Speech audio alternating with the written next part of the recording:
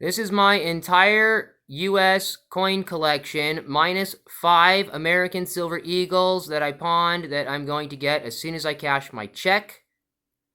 All of these will be for sale, except for the ones I explicitly expressed that are not for sale. Let's check them out. I'm going to start with the half dollars. These are Barber half dollars.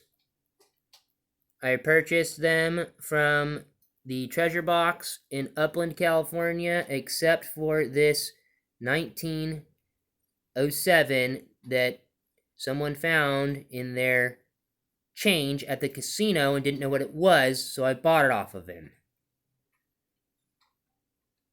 And I plan on keeping that one.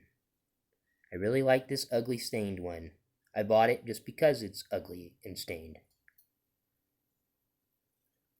Let's move on to the Walking Liberty half dollars. These are actually my favorite, obviously, because I have a ton of them with many consecutive years.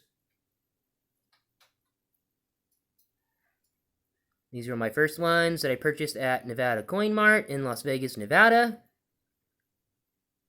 They were a little bit dirty when I bought them, and I cleaned them a little bit before I learned that that's not a good thing to do. It was just with a Q-tip and alcohol.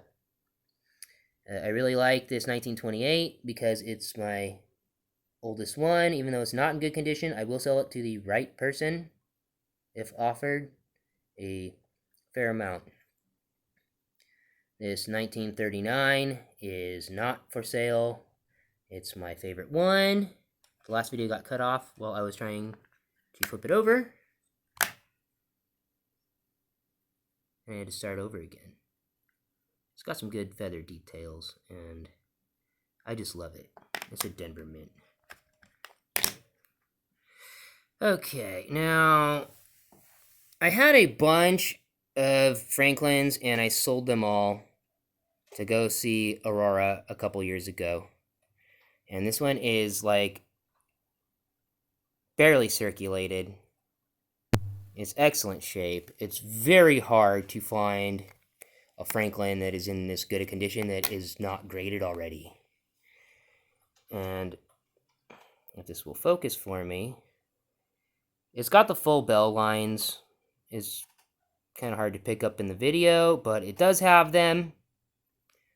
So that makes it worth significantly more money than a standard Franklin. And this is the 1893 Columbus commemorative half dollar. It was sold at the Chicago World's Fair. Now they have in a 1492 one, 1892, that is of lower mintage, and it sold out so fast that they repressed it. And that's the two hemispheres to honor Columbus's discovery of the Western Hemisphere. And he actually did land on the mainland of South America in Colombia, and that's why it's actually named after him. And he also discovered Jamaica in 1494 during his second voyage, so don't you dare try and discredit him to my face. These I got from my buddy Jordan. He actually met me after work, and I bought these from him at Timbers in Henderson. Now, when this one I got, it didn't have this odd error on it underneath his neck. I don't know how that happened, but I believe it's an error and makes it worth something.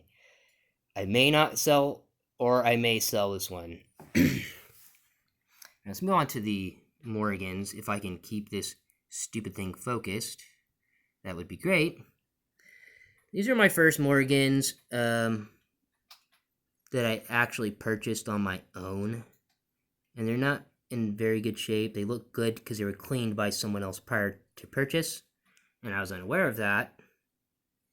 This is actually my best Morgan because of the year and the grade.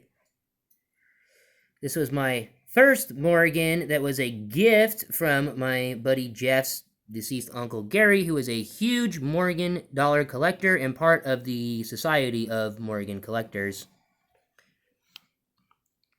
And this one is an heirloom. I cannot sell this coin. It's a New Orleans mint. So I'm keeping that for Jeff and his family forever because Uncle Gary was awesome.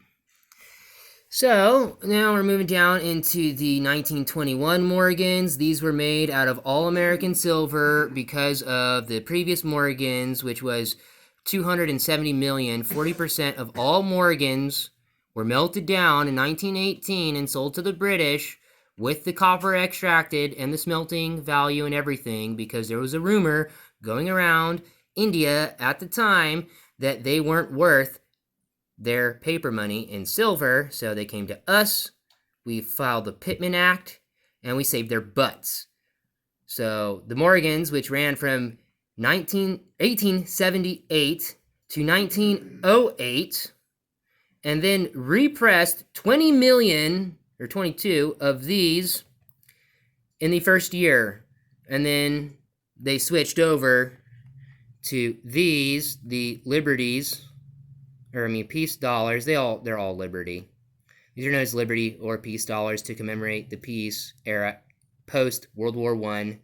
These were also all from American silver mines, and they replaced all the remainder of the melted down Morgans with these, running a period into the 1930s, and the mintages got lower over the years. But there's one of them. This one isn't in very good shape. This one has also been cleaned previous to purchase. Some things, or maybe it was that one. I don't know. Yeah, it was.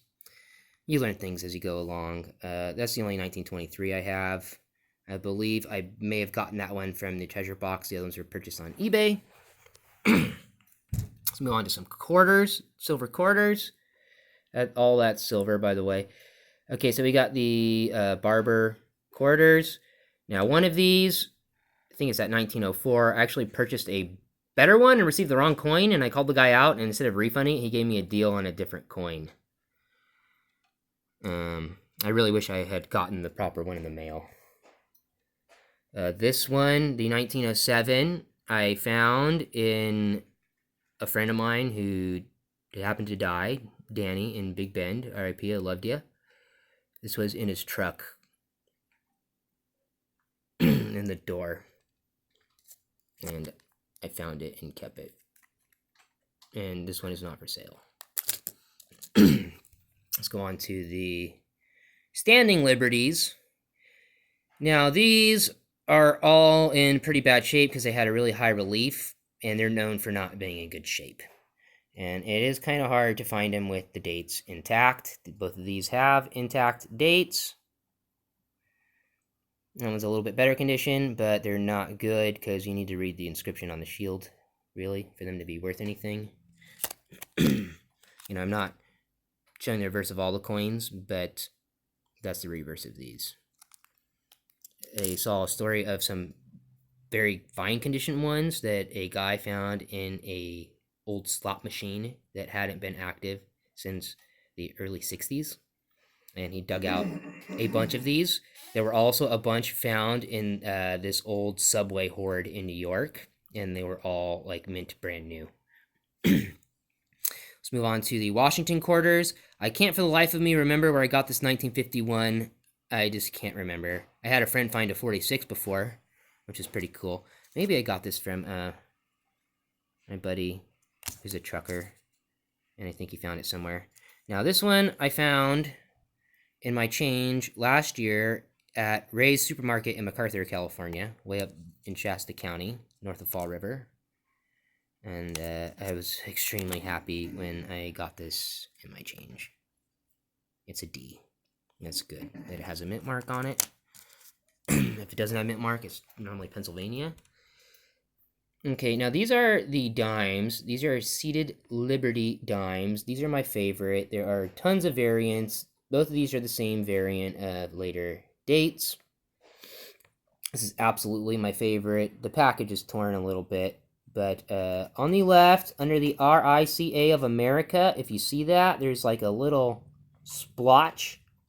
That's from a die break. And there's a society that registers all of the errors of the ceded liberties.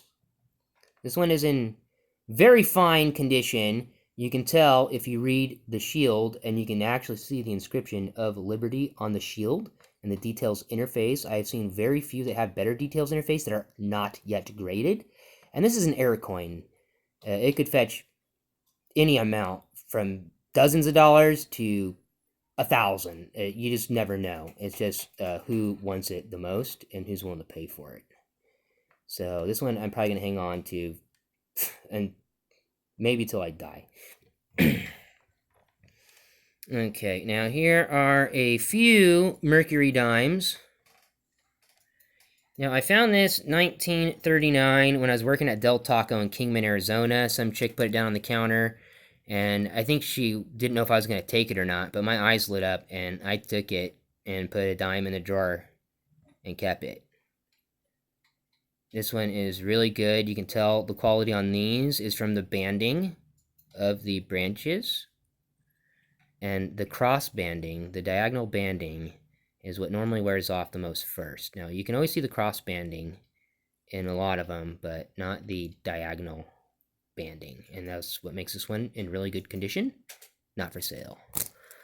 Here's a whole bag of Mercury Dimes I got from the treasure box again. I walked in Nevada Coin Mart one day, and I was planning on purchasing an entire roll, and it turns out 2 days prior, somebody had swept out every single one they had, and that's how I ended up with the Franklins that I parted with, because it wasn't even my intention to get the Franklins initially. That's just all they had left afterwards. Okay, I got this steel penny up north from a friend. It's actually the best conditioned one I have. I've found them, a few over the years. Most of them I gave away as gifts to people I care about. These are 2 full PDS sets of steel pennies, one from each mint. I won't tell you how much I paid for them, but they are for sale. Let's go down to some more pennies. I have tons and tons of copper pennies and rolls. I'm not going to dig them out and make them part of this video, but this is like a mint condition 1945 wheat penny. It's got perfect details, and it's still brilliantly shiny. It's not uncirculated there. I don't have any price in my head for what that would be, but it is for sale. This is the next nicest wheat penny that I found. It still had some luster to it. It's faded actually some since I put it in this cheap Mylar capsule. But you would not believe how many times I find wheat pennies and they give a penny, take a penny. Yeah, pro tip, check them. Okay, now, these are the Indian Head pennies I got. I actually won these in a kid's gambling game at Johnny's Incredible Pizza in Montclair during my friend's son's birthday party. And when I showed his father, he got excited too and decided to play the game until he won some for himself as well. I think I actually spent more than these are worth just trying to gamble to win them. And over here I got, this is a dual PDS mint set from Littleton Coin Company of Susan B. Anthony's. I actually traded in 14 Susan B. Anthony's when I sold off. I can't really see the reverse because of the booklet. When I sold off my Franklins, I cashed in at least 14 of these. Not the full set, but just random Susan B's. Here's a 1979 first year mint set. On these, I believe you can see the reverse. No, another booklet. Also from Littleton. I got these from Easy Pawn. It's in Las Vegas, but it's right on the cusp of Henderson.